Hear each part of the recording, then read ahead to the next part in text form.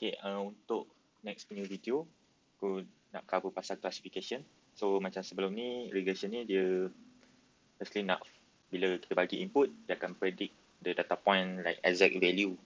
Tapi untuk classification ni, kita nak fokus on nak separatekan different data classes. So untuk data, kita akan gunakan matplotlib. So kita perlukan 100 rows, 2 centers, so 2 features. So and ni boleh play around nak 5 ke 10 ke, dan cluster standard deviation is 2.5. Kita akan dapat data yang macam ni, which is can like linearly separable, which is easy.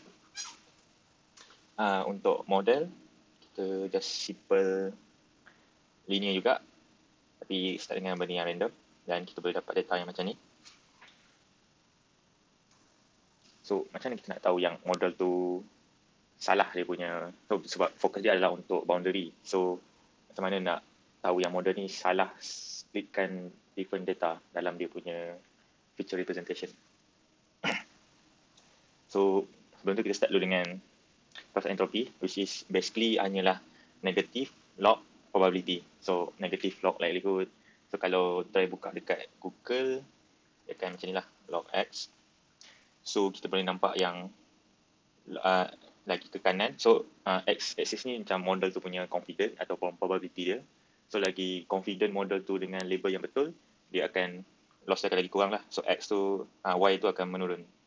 So kat X-intercept, bila model tu punya confident 1, macam kalau bagi gambar kucing, cakap kucing tu, probability untuk kucing adalah 1, so loss dia kosong.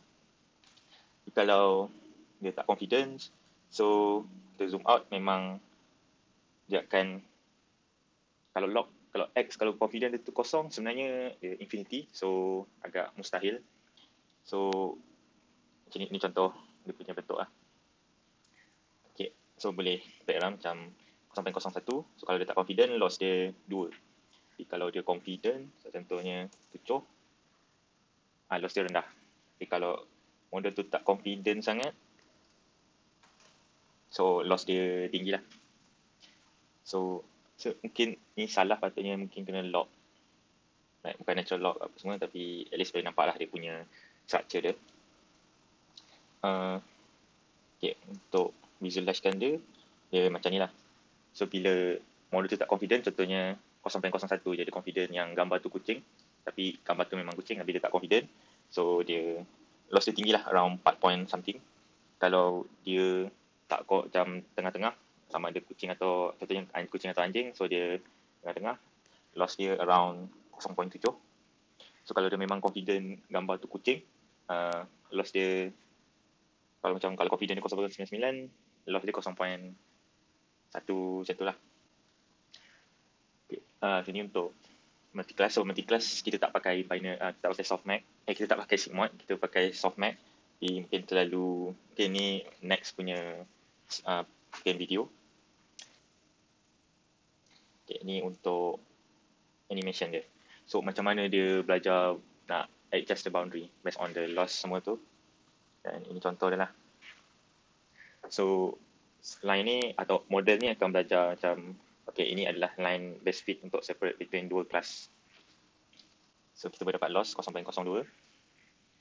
So kalau dia buat prediction, kalau macam tadi tu tak clear. So sebenarnya dia basically, okay, benda ni kita dapat bila model punya output tu, contohnya macam aku masukkan feature 1 dengan 7.5, feature 2 14.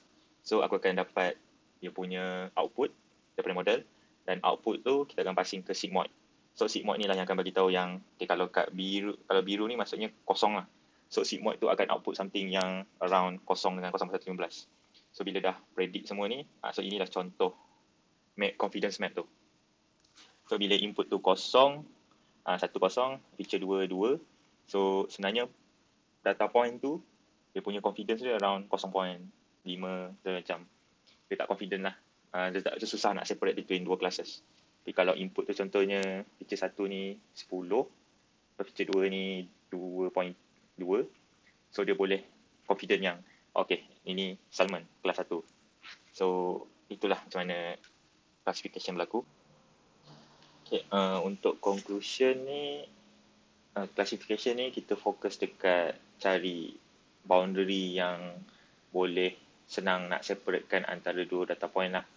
So, dan lepas tu, kalau untuk classification ni, kalau model tu lagi confident dengan label yang betul, dia punya loss tu akan jadi rendah. Macam kita tengok tadi dekat negative log likelihood. So, macam ni lah dia punya structure.